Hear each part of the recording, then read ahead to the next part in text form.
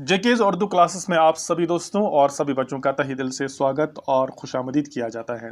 दोस्तों, आज का टॉपिक आपकी स्क्रीन पर मौजूद है। टॉपिक है रामायण का सीन और आपकी दरसी निसाब में शामिल नज़म रामचंद्र जी माँ से रुखसत लेते हुए, और ये नज़म लिखी है ब्रज नारायण चकबस्त ने।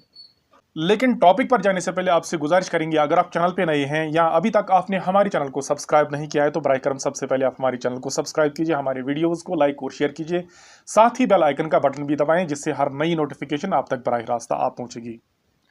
तो दोस्तों चलिए, सबसे पहले हम रामायण के बारे में हम आपको थोड़ा बहुत इंफॉर्मेशन देते हैं, इसका थोड़ा बहुत बैकग्राउंड जानने की कोशिश करेंगे, सरसरी बात करेंगे। रामायण नज़म पहले संस्कृत में वाल्मीकि और फिर हिंदी में तुलसीदास ने लिखी है।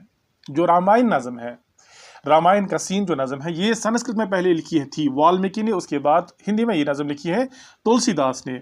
और इस नज़म में रामचंद्र जी के वनवास जाते वक्त, जब रामचंद्र जी को वनवास जाने का हुक्म मिलता है, फिर वो अपने वालिदैन से, खुसूसन अपनी माँ से जब रुखसत लेने के लिए जाता है, तो वो वाक़या इस नज़म में शायराना फनकारी के साथ और महारत के साथ इस नज़म में पेश किया गया है।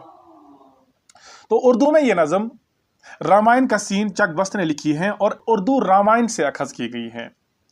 ये था थोड़ा बहुत सरसरी जो खुलासा हमने बताया आपको रामायण के बारे में। अब देखते हैं रामचंद्र जी के बारे में थोड़ा बहुत इंफॉर्मेशन।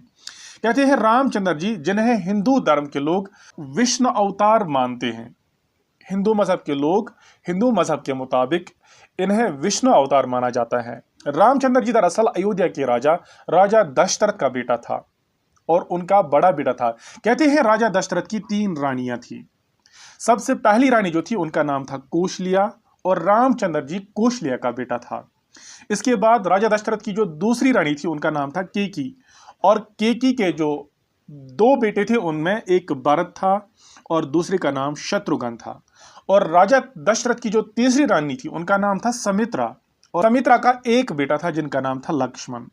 इस तरह से राजा दशरथ की 3 रानियां, एक कौशल्या, दूसरी रानी केकी और तीसरी रानी सुमित्रा, ये 3 रानियां थी। और राजा दशरथ के 4 बेटे, रामचंद्र जी जो सबसे बड़े बेटे थे, उसके बाद और भरत, उसके बाद शत्रुघ्न, उसके बाद लक्ष्मण, ये 4 बेटे थे राजा दशरथ के। तो कहते हैं राजा दशरथ, एक बार राजा दशरथ की जिंदगी पर बंद पड़ती है, यानी एक वाकया राजा दशरथ के साथ पेश आता है, यानी उनकी जिंदगी को खतरा हो जाता है। लेकिन राजा दशरथ की दूसरी रानी केकी अपनी जान जोखिम में डालकर राजा दशरथ की जान बचाती है। तो राजा खुश होकर रानी केकी से वादा करता है कि मैं आपकी मुंह मांगे मुरादें पूरी करूंगा, और रानी केकी उसे अपनी मुरादें बाकी रखने को कहती हैं। तो एक वक्त आ जाता है जिस वक्त रामचंद्र जी को तख्त पर चढ़ना था। दस्तूर के मुताबिक, रिवाज के मुताबिक राजा का जो बड़ा बेटा होता था उसे तख्त पर बिठाया जाता था, गद्दी पर बिठाया जाता था, राजगद्दी पर। तो जब ऐन ये वक्त आया, ऐन ये मौका आया, तो रानी केकी क्या करती हैं? रानी केकी राजा दशरथ को किए हुए वादे याद दिलाती है। तो राजा दशरथ क्या करता है? राजा दशरथ रानी केकी से किए हुए वादे पर राजी होता है। और रानी केकी की क्या डिमांड होती हैं, क्या वादे होते हैं? रानी केकी की 2 डिमांडें थी। सबसे पहली डिमांड ये थी कि रामचंद्र जी को वनवास भेजा जाए। पहली डिमांड ये थी कि रामचंद्र जी को वनवास भेज दे, एक। और दूसरी डिमांड थी कि रानी केकी के बेटे भरत को राजगद्दी पर बिठाया जाए। ये 2 जो वादे किए थे राजा दशरथ ने अपनी बेगम रानी केकी के साथ, इसके मुताबिक अब रामचंद्र जी को वनवास जाने का हुक्म मिलता है और राजा भरत को बनाया जाता है। और जिस वक्त अब रामचंद्र जी वनवास जाता है, वनवास जाते वक्त वो अपनी मां के पास जब रुखसत लेने के लिए जाता है, तो वो वाकया इस नज़म में पेश किया जाता है। अब हम तफसील नज़म पर जाते हैं। पहला बंद देखते हैं इस नज़म में क्या कहते हैं। क्या जाने किस ख्याल में गुम थी वो बेगुनाह, नूरे नज़र पे दी दई हसरत से की निगाह, जुम्बिश हुई लबों को बरी एक सरदा, ली गोश हाय से अश्कू ने रुख की राह, चेहरे का रंग हालत दिल खोलने लगा, हर मोए तन जुबां की तरह बोलने लगा। इस बंद को हम पहले समझते हैं, आप समझने की कोशिश करें। कहते हैं न जाने रामचंद्र जी की माँ रानी कौशल्या किस ख्याल में गुम थी। वो एक मासूम बेगुनाह माँ थी और पता नहीं वो किन ख्यालात में मसरूफ थी। जब उसने अपने बेटे की तरफ देखा और हसरत भरी निगाहों से उसने अपने बेटी की तरफ देखा, क्योंकि उसका बेटा उससे 14 साल तक के लिए जुदा होने वाला था, और उसके होंठ जरा थरथराने लगे, यानी उसकी आंखों में आंसू आए और उसने एक सर्द आंख खींची। सर्द आंख खींचने के बाद उसकी आंखों के कोनों से इश्क बहने लगी, इश्क से मुराद आंसू बहने लगे, और उसके चेहरे का रंग बदल गया, यानी उसका चेहरा उसके दिल की हालत को बयान करने लगा। ऐसा लग रहा था जैसे उसके जिस्म का हर अंग, उसके जिस्म का एक एक बाल उसके दिल की हालत बयान करता था। इसकी रुदाद, उसकी फरियाद, उसकी मुसीबत भरी जो आवाज़ारी थी वो बयान कर रहे थे। ये पहले बंद की हमने सरसरी तशरीह आपको बताई। अब जरा देखते हैं तशरीह में क्या लिखा हुआ है। लिखा हुआ है नज़म के इस बंद में शायर ब्रजनारायण चकबस्त फरमाते हैं कि श्री रामचंद्र जी जब अपनी माँ से रुखसत लेने के लिए उनके पास हाजिर हुए तो उनकी बेगुनाह माँ न जाने क्या सोच रही थी। फिर उसने अपने बेटे को हसरत भरी नजर से देखा, उसके होंठ हिलने लगे, उसके सीने से एक दर्द भरी आवाज निकली, उसकी आंखों के कोनों से आंसू टपकने लगे, उसके चेहरे से उसके दिल का हाल साफ जाहिर हो रहा था। उसके जिस्म के रोंकड़े जुबान बनकर उसकी तबाहाली को बयान करने लगे। इस बंद में दुख और इज़्तिराब की उम्दा तस्वीर कशी की गई है। ये था पहला बंद। अब जाते हैं नज़म के दूसरे बंद पर। नज़म के दूसरे बंद में क्या लिखा गया है।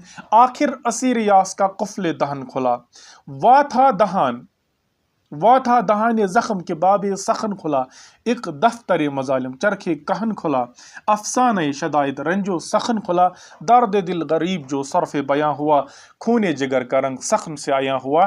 तो कहते हैं इस बंद में लिखते हैं आखिर असीर यास का कुफले दहन खुला। असीर यास जब नाउमीद हो गई माँ, रामचंद्र जी की माँ जब नाउमीद होगी, आज तक उसने बहुत सारे दुख, आज तक उसने बहुत सारी तकलीफें, बहुत सारी मुसीबतें, बहुत सारे ताने आज तक रामचंद्र जी की माँ ने अपने सीने में दफन किए हुए थे, लेकिन आज अब उसके आपे से बाहर हो गया।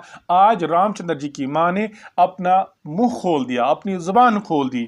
ये उसने एक जुबान नहीं खोली, जैसे एक बहुत बड़ा दफ्तर खोला जिसमें जख्म उसने छुपा के रखे थे, अपने दर्द, अपनी मुसीबतें, अपने गम उसने आज तक छुपा के रखे थे। और एक पुरानी कहानी, जैसे एक दफ्तर खुला, उस दफ्तर का दरवाजा खुला जिसमें तमाम पुरानी बातें, तमाम पुराने जख्म उसने छुपा के रखी थी, दफन करके रखी थी, आज उसने अपने दिल का हाल बयान करना शुरू कर दिया। किसके सामने शुरू करती हैं? रामचंद्र जी के सामने उसकी माँ अपने दिल का हाल बयान करती हैं। जब वो अपने दिल का हाल बयान कर रही थी, जैसे वो उसके दिल का खून टपक रहा था, इस तरह वो अपने दिल की बातें बयान करती थी। यानी जो जो बात रामचंद्र जी की माँ कुछ रामचंद्र जी के सामने बयान करती थी, ऐसा जाहिर हो रहा था जैसे कि वो बातें उसके दिल से निकल रही थी, और उन बातों में रामचंद्र जी की माँ का खून टपक रहा था, उसके जिगर का खून टपक रहा था। इस तरह रामचंद्र जी ने इस बंद में बताया है, बंद नंबर 2 में बताया है। चलिए हम इसकी तशरीह देखते हैं। इस बंद में शायर फरमाते हैं कि श्री रामचंद्र जी की माँ जो निहायत ही गमगीन और नाउमीद हो चुकी थी, उसके होंठों पर खामोशी का जो ताला लग गया था वो खुलने लगा, यानी वो बोलने लगी। उसके दिलों के जख्म की दास्तान उसकी जुबान पर आने लगी। ऐसा लग रहा था जैसे पुराने आसमान के किए हुए जुल्मों की किताब खुल गई है। ऐसा महसूस हो रहा था जैसे गमों और तकालीफ की दास्तान खुल गई हो। इस लाचार और बेबस माँ के दिल पर इसकी जुबान से जाहिर होने वाले इसके जिगर का खून की एक एक बात से छलक रहा था, जिगर का खून उसकी एक एक बात से छलक रहा था। ये बंद नंबर 2 की तशरीह थी आपके सामने, आपकी स्क्रीन पर। अब चलते हैं बंद नंबर 3 पर।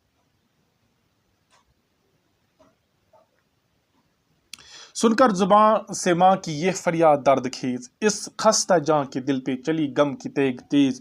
आलम ये था करीब कि आंखें हों इश्क रेज, लेकिन हजार शब्द से रोने से की गरीज। सोचा यही कि जान से बेकस गुजर न जाए, नाशाद हमको देख कर माँ और मर न जाए।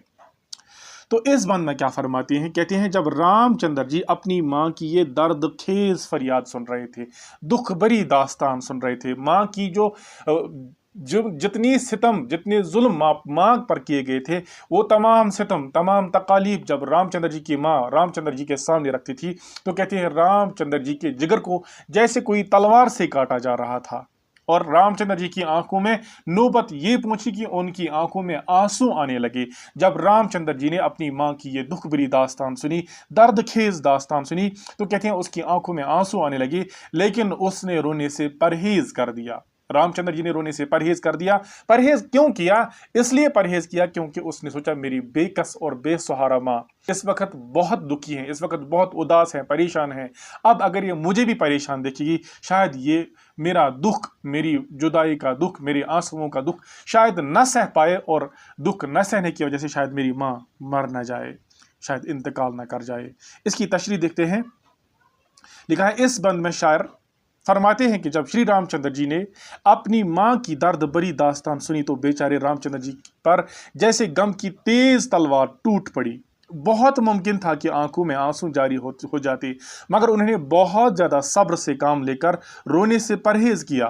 انہوں نے یہی سوچا کہ کہیں ان کی یہ حالت دیکھ کر ان کی بے بس ماں کی جان نہ چلی جائے۔ اگر اس نے رام چندر جی کو غمگین دیکھا تو اس کے دل کی دھڑکن بند نہ ہو جائے۔ مجھے لگتا ہے کہ آج کی جو نظم ہے، آج ہم اس کا ایک پارٹ پڑھیں گے اور دوسرا پارٹ ہم دوسری ویڈیو میں پڑھیں گے کیونکہ ویڈیو بڑی ہو رہی ہے۔ آج کی ویڈیو میں ہم آپ سے آخر پر یہی گزارش کریں گے کہ اس ویڈیو کو دوسروں تک شیئر کیجیے اور دوسرے پارٹ کا آپ انتظار کیجیے، انشاءاللہ بہت قریب دوسرا پارٹ بھی آنے والا ہے۔ آج کی ویڈیو میں ہم یہیں پر آپ سے وداع لیتے ہیں، ملتے ہیں اگلی ویڈیو میں، جب تک کے لیے اللہ حافظ و ناصر، شکریہ۔